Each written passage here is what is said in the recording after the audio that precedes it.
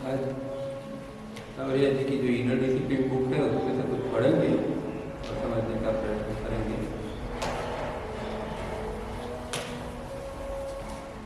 और ये सब हमें करने की जरूरत क्या क्यों पड़ रही है? शिविर करना है, ये करना है, आध्यात्मिक। आदमी जन्म लेता है तो कौन सा पर्पज से लेता है? ऐसे ही आ जाता है, कैसे किसी ने फेंक दिया, आ जाओ पृथ्वी के ऊपर। ब्लूटूथ નું આ બંધ કરો. હા બંધ કર, બીજામાં મ્યુઝિક વગાડીએ. હા હા એટલે આ બ્લૂટૂથ માં ના વગાડીએ સાહેબ, બીજામાં વગાડીએ સાહેબ. હા સાહેબ માઇક વોલ્યુમ માઇક. हेलो હવે રેડી. हेलो, बरोबर ठीक है। નહીં નહીં બીજામાં કરું. क्या थी? એને માઇકની જરૂર નહીં પડે, એમાં 10 મૂકશો એટલે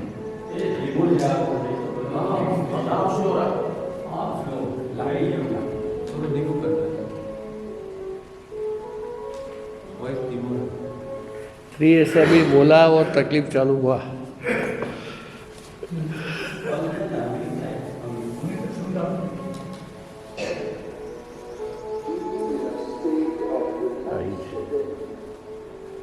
तो हम क्या बात कर रहे थे? ઇનર ડિસિપ્લિન ઉપર से गिरा कैसे लगे. हाँ, किसी ने फेंका तो नहीं ना? तो है क्या मामला, क्या है माजरा, क्या है? यही तो समझ में नहीं. ये डिलीवरी रूम में कुछ लोग ऊपर से आते हैं.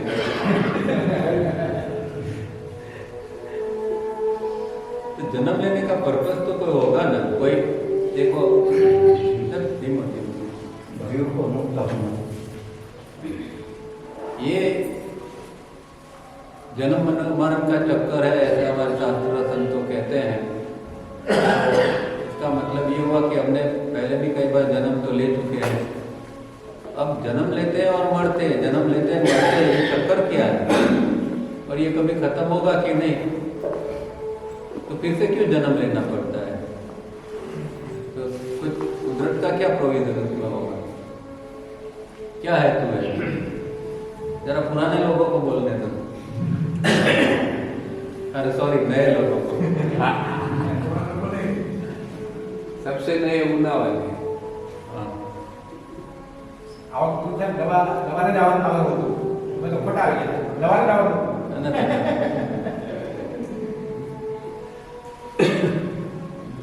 जन्म लेने का दो हेतु होता है, ऐसे नहीं हम आते हैं।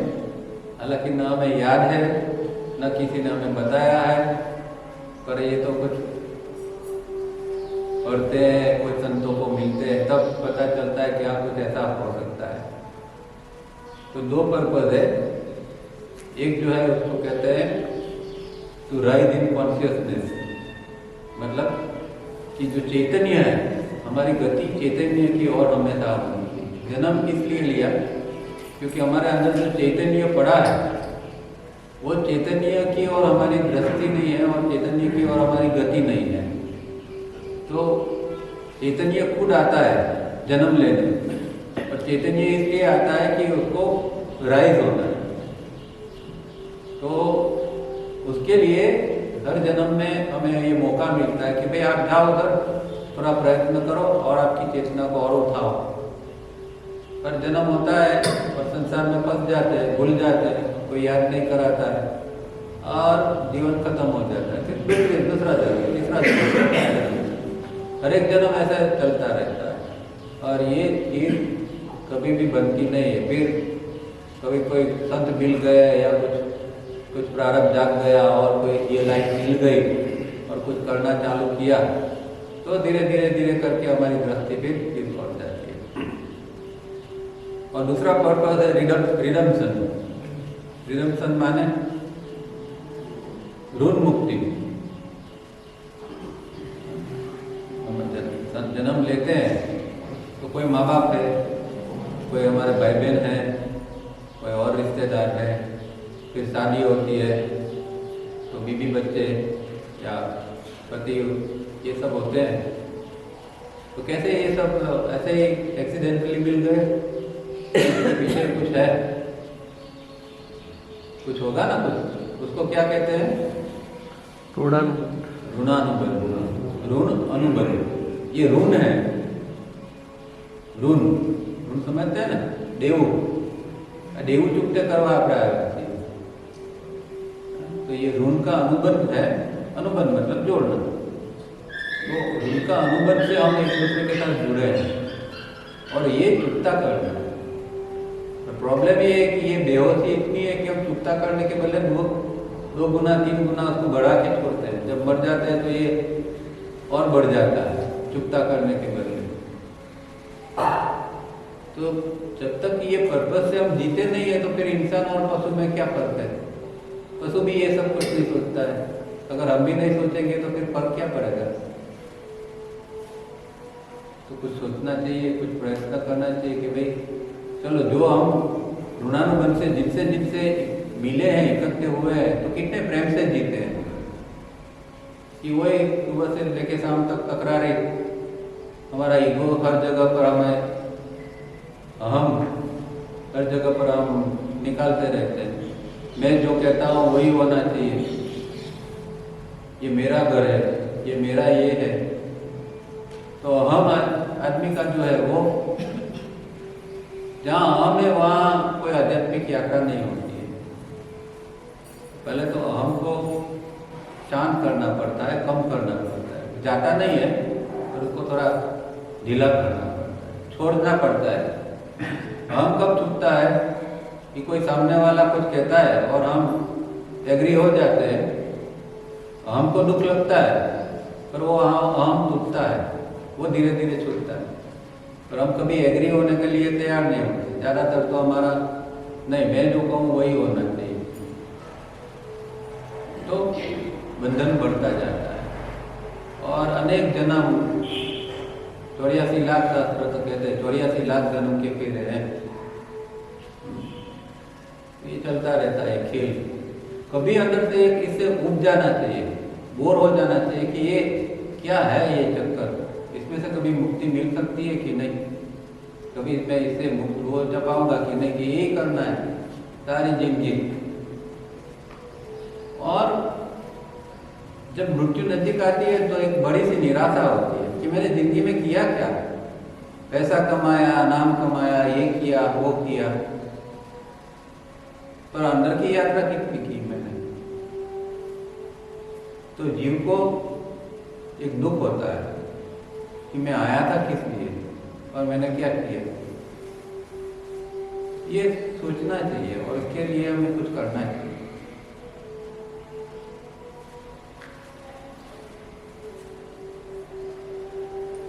और संबंध का उपयोग आध्यात्मिक प्रगति के लिए करना चाहिए। ये भी हम कभी नहीं जानते। हम तो मानते हैं कि संबंध है तो चलो कोई हमारे जीवन में है तो जरा हमें सुख दुख में मदद करेगी। सुख दुख में मदद करना एक वो ये पर्पज नहीं है। सुख दुख तो हर एक के जीवन में आते हैं और दूसरों का सपोर्ट लेना पड़ता है, पर इसके लिए भगवान ने 2 आदमी को जोड़ा नहीं है। 2 आदमी एक दूसरे को सपोर्ट करके किस तरह ऊपर उठते हैं, ये इसका हेतु है। पर ये हेतु कभी हम जीवन में लाते नहीं है और इस तरह कभी भी जीते नहीं।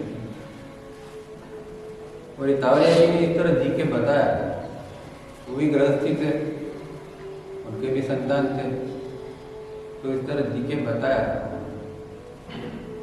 तो ये थोड़ा हमारे जीवन में कोई भी पॉइंट के ऊपर आना चाहिए। चलो देर ही सही, देर तो देर, पर चुप जाए उससे पहले अच्छा है कि देर तो देर, एक पॉइंट के ऊपर ये आना चाहिए। और संबंध का उपयोग ऊपर उठने के लिए उसको मदद करो, उसकी मदद लो। और क्या हो सकता है बेस्ट मेरे लिए, मेरे फैमिली के लिए, और फिर मेरी जिम्मेदारी रहती है दूसरों के लिए। ऐसा नहीं कि सिर्फ मैं और मेरा फैमिली। मैंने जो जीवन लिया है उसमें कितने लोगों का सपोर्ट है, बचपन से लेके आज तक जो है कितने लोग हमें उठने के लिए मदद करते हैं। स्कूल में टीचर होते हैं, अड़ोस पड़ोस में होते हैं, फैमिली में होते हैं, कितने लोग हमारे पीछे होते हैं। तो सब हम भूल जाते हैं सबको, मैं और मेरा फैमिली। तो जो दूसरों लोगों ने जो हमारे जीवन में प्रत्यक्ष या परोक्ष रूप से किया है, उसके लिए भी हमारा कोई कर्तव्य बनता है। तो और तो कुछ नहीं, कभी किसी को मदद करने का मौका मिले किसी भी तरह, शारीरिक रूप में, आर्थिक रूप में, किसी को खिला के, वो भी प्रसंग में किसी तरह भी कोई मौका मिले तो वो छोड़ना नहीं चाहिए, स्वार्थी नहीं बनना चाहिए। जब मौका मिले तो दो, जो भगवान ने दिया है उसमें से बात हो, ये एक एटीट्यूड डेवलप करना चाहिए। और जितना बातोगे इतना और आएगा, ये प्रकृति का नियम है। हम ऐसा मानते, पकड़ के रखते हैं सब कि ये तो मेरा है, चला जाएगा, कम हो जाएगा। तो कुदरत में उल्टा है, जितना बांटते हैं इतना और मिलता है। तो बात हो जो है, कुछ नहीं है तो किसी को एक अच्छे दो शब्द तो हम कह सकते हैं। कोई तकलीफ में है, कोई बीमार है और कोई हम मदद नहीं कर सकते तो दो शब्द तो कह सकते हैं। फोन का कितना दुरुपयोग करते हैं, कभी फोन पर किसी को अच्छे दो शब्द भी कह सकते हैं हम। तो ये क्यों हमारे जीवन का हिस्सा नहीं है ये सारी चीजें?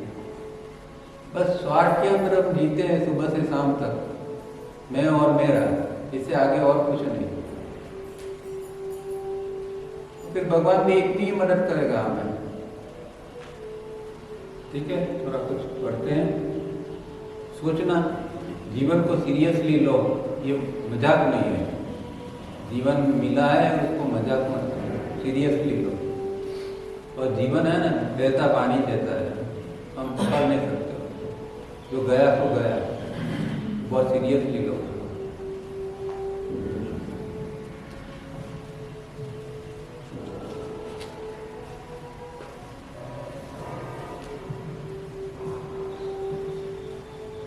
तो ये तावड़िया जी ने बहुत सालों पहले एक किताब लिखी थी और उसका नाम बाद में दे दिया गया inner discipline, the inner discipline. और ये हारिस भाई ने उसका ट्रांसलेशन किया है आंतरिक अनुशासन नाम से, गुजराती में। तो वो जिनको तावड़िया जी का साहित्य में रस है तो एक पढ़ना चाहिए। उसमें बेसिक चीज़ें दी है, हमारा खाने के बारे में, नींद के बारे में, स्वास्थ्य के बारे में, फिर जिसको हम इम्पल्स कहते हैं, वो सब इसके अंदर दिया हुआ है।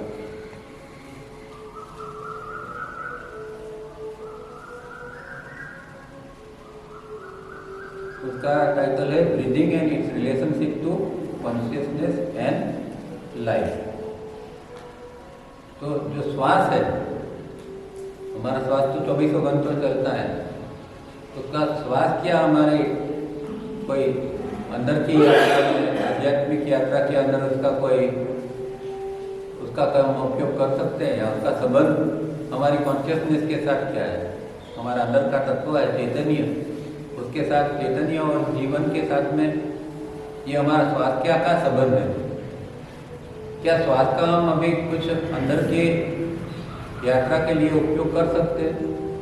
श्वास तो 24 घंटे चलता है, क्या आध्यात्मिक यात्रा में श्वास का कोई हम उपयोग कर सकते हैं? ये टाइटल है। और पहले किसी का कोटेशन दिया है, what longing built our bodies and around what graves. तो हमारा जो बॉडीज है उसको क्या बिल्ड करता है? बिल्ड मतलब कि डेवलप करता है या बिल्ड।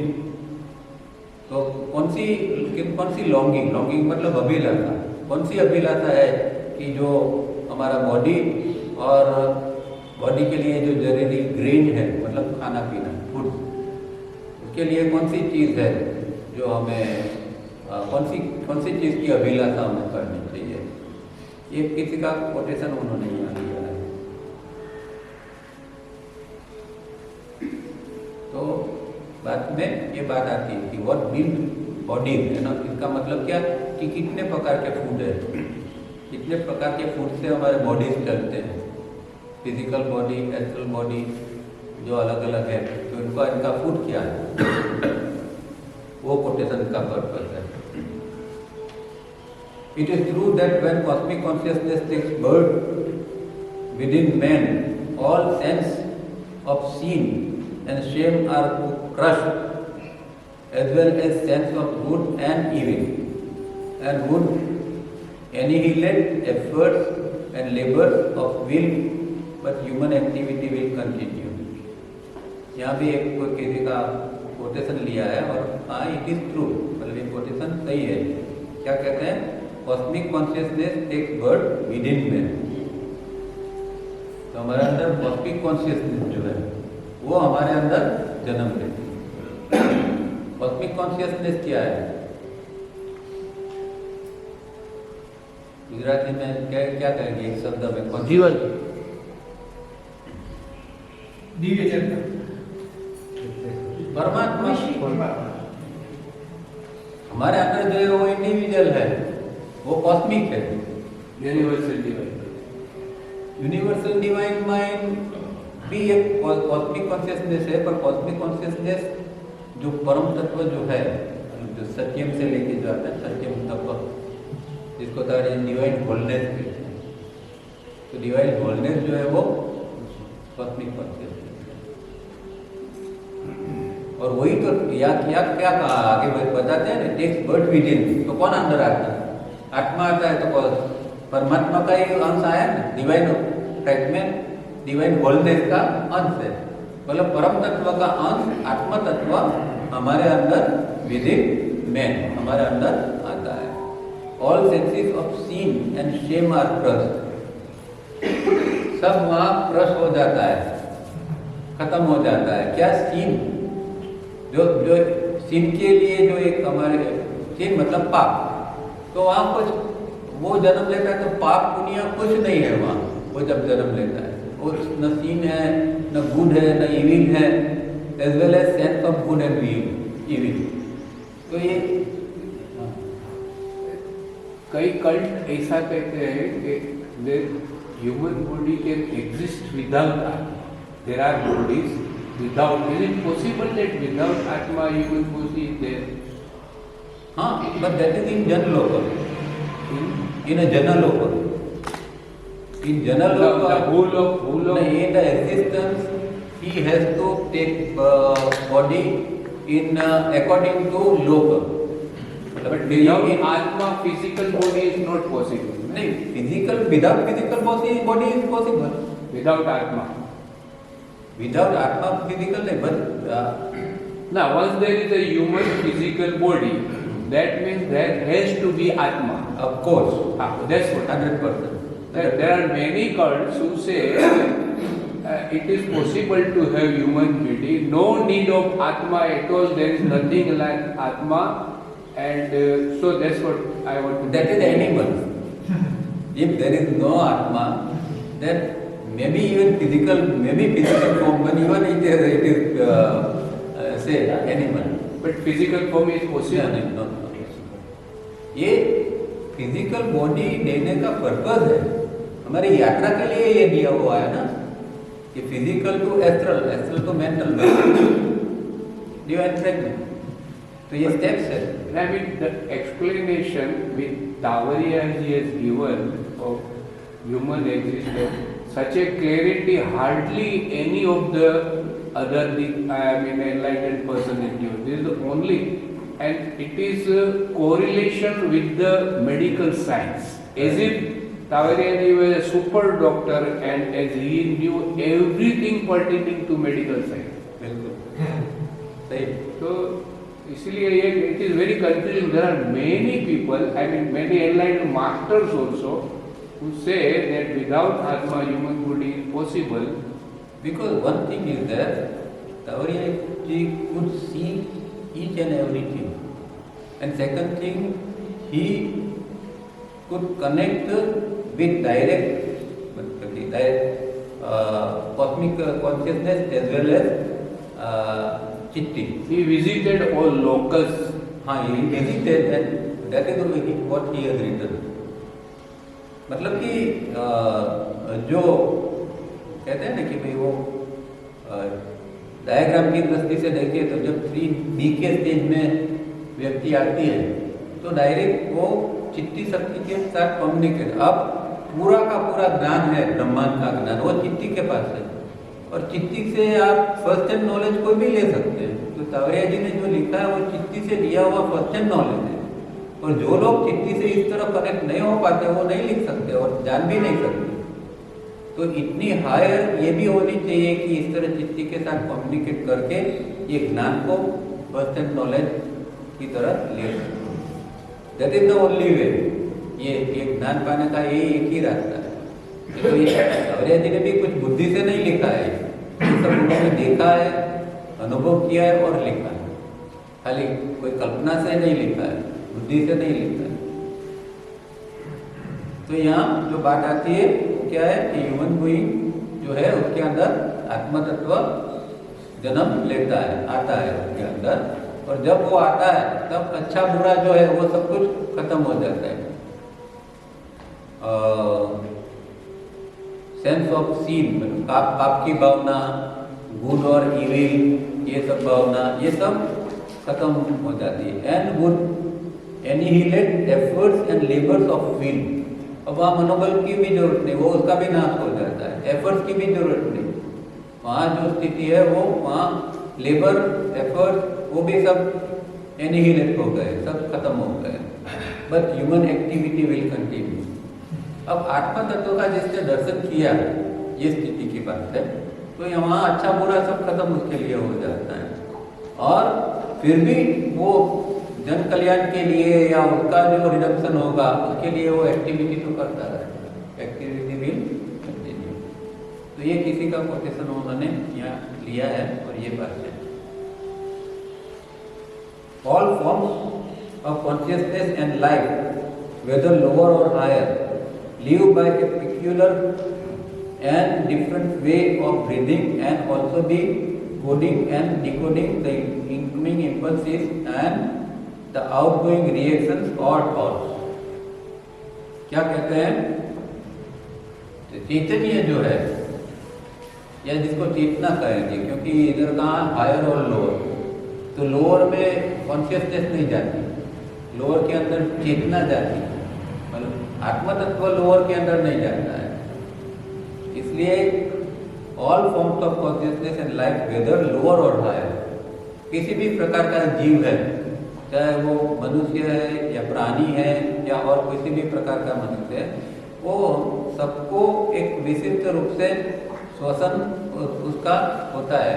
हर प्राणी जो है वो जीवित है, इवन वनस्पति भी श्वास लेते हैं। हमको ऐसा लगता है कि ये श्वास कहाँ से लेगा, कैसे लेगा, पर वनस्पति जीने के लिए श्वास लेता है। तो हर चीज के अंदर ब्रीदिंग है, जो जीवित है जिसके अंदर, वो कोई भी फॉर्म के अंदर है। शायद अमीबा होगा तो उसको भी सांस लेना पड़ेगा, स्मॉलेस्ट यूनिट। तो ये ब्रीदिंग इतना सब जीवों के साथ जुड़ा हुआ है। And also by coding and decoding the incoming impulse and outgoing reactions of thought. Incoming impulse क्या है? ये शब्द सुना है कभी? कितने प्रकार के फूड है, हम कितने प्रकार के खाना लेते हैं, हमारे शरीर के अंदर शरीर मन जो उसके अंदर कितने प्रकार का फूड जाता है? 3। कौन से? Physical food, air food, impression. Right. तो इम्प्रेशन फूड तावड़िया जी का वर्ड में वो इनकमिंग इम्पल्स यूज करते हैं। तो फिजिकल फूड तो हम जानते हैं, सब्जी रोटी वगैरह जो खाते हैं वो शरीर के लिए है। अब दूसरा एयर फूड का मतलब सांस लेते हैं, तो सांस शरीर के लिए भी है और अंदर का फिजिकल बॉडी के लिए भी है और अंदर का सूक्ष्म शरीर है उसके लिए भी है, क्योंकि सांस के साथ में हम प्राण भी लेते हैं। तो प्राण जो जरूरी है हमारे सूक्ष्म शरीर को, और जो सांस में जो ऑक्सीजन वगैरह जो तत्व है वो फिजिकल बॉडी को, ब्लड को जरूरी है। तो एक ही श्वास में फिजिकल और एस्ट्रल दोनों का तत्व आ जाता है। ब्रीदिंग जो है वो इस तरह फिजिकल बॉडी के लिए और एयर जो है वो फिजिकल एस्ट्रल के लिए, और दूसरा दूसरा क्या कहा, शब्द यूज किया इनकमिंग इम्पल्स। मतलब क्या, भगवान ने हमें 5 इंद्रिय दी है, कल बात की थी ना, और 5 इंद्रिय से अंदर हर समय कुछ ना कुछ आता है। अब मैं बोलता हूँ, आप सुनते हैं, तो क्या हो रहा है, कौन सी इंद्रिय से क्या अंदर आता है, श्रवण श्रवण होता है, कान से कुछ आता है, क्या आता है अंदर? मैं बोलता हूँ तो क्या आपको वहां पहुंचता है, किस रूप में, तन मात्रा, तन मात्रा है। तो यहाँ क्या शब्द यूज किया है, कोडेड एंड डिकोडेड। तो तन मात्रा जब मैं बोलता हूँ जो क्षण में, तो वो कोडेड निकलेगी, और आपके अंदर जाके फिर वो डिकोड होगी, और फिर आपको समझ में आएगा। मैं बोल रहा हूँ वो कोडेड में बोल रहा हूँ, समझे? बराबर क्या नहीं? क्योंकि वो इलेक्ट्रॉनिक फॉर्म में है। तो जब मैं कोई भी चीज जो होती है 5 इंद्रियों की, वो जब हमारे अंदर आती है, चाहे आँख से देखते हैं, वृक्ष को देखते हैं, तो वृक्ष से के अंदर से कुछ हमारे अंदर आता है। हमें हमेशा मानते कि हमने देख लिया, पर हम जब दृष्टि पड़ती है तो वहाँ से भी कुछ आता है अंदर, उसको तन्मात्रा कहा गया है। तो वो तन्मात्रा अंदर आती है। अब वो तन्मात्रा होती है, तब तक उसकी कोई भाषा नहीं होती। अब कोई बंगाली है, वो भी जब एक पेड़ देखेगा, एक गुजराती भी देखेगा, तो हर एक के अंदर वो पहली चीज तन्मात्रा तो सेम रूप में आती है। फिर बंगाली के अंदर क्या होगा, डिकोडिंग उसकी भाषा में हो जाएगा, गुजराती के अंदर उसकी भाषा में हो जाएगा। तो डिकोडिंग, जो चीज हम देखते हैं 5 इंद्रिय से, जो कुछ देखना सुनना, वो सब स्पर्श किया, तो ये ठंडा है या गर्म है, 5 इंद्रिय, इसको क्या कहते हैं, ज्ञानेंद्रिय। इसका मतलब क्या, जो 5 इंद्रिय में ज्ञान देती है। आंख से देखते हैं तो ज्ञान आया कि ये वृक्ष है, ये व्यक्ति है, ये गाड़ी है, तो ज्ञान आया ना, इसलिए उसको ज्ञानेंद्रिय कहते हैं। कान से सुनते हैं तो ज्ञान आया कि भाई ये म्यूजिक है, ये चीज है, ये वो है। स्पर्श करते हैं तो ठंडा गर्म का स्पर्श होता है। जीवा से खाते पीते हैं तो टेस्ट आता है। तो ये सारी चीजें, स्मेल, ये सारी चीजें जो है 5 इंद्रिय है, और वो 5 इंद्रिय भगवान ने इसलिए दी है कि हम जीवन का अनुभव कर सकते हैं। हर चीज का अनुभव हम इसके द्वारा कर सकते हैं।